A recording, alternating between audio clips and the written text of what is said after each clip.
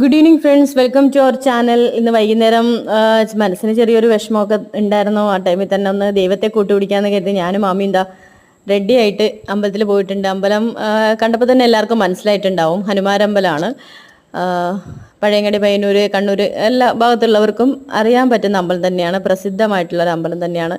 അപ്പോൾ വൈകുന്നേരം അമ്പലത്തിൽ പോയി ചുറ്റും നടന്ന് പ്രാർത്ഥിച്ച് എന്തോ ഭയങ്കര ഒരു പീസ്ഫുള്ളായിട്ടുള്ളൊരു സ്ഥലമാണ്. എന്തോ ഒരു സമാധാനമാണ് അവിടെ പോയി ഇരിക്കുമ്പോൾ. ഞങ്ങൾ രണ്ടാളും കൂടി നടന്ന് തൊഴുത് അമ്പലത്തിൻ്റെ മുമ്പിലെത്തി പ്രാർത്ഥിച്ചു.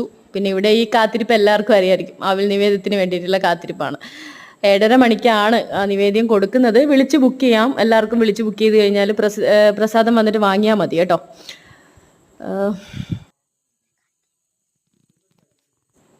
ഞങ്ങളവിടെ കാത്തിരുന്നു, പ്രസാദം വാങ്ങി വീട്ടിൽ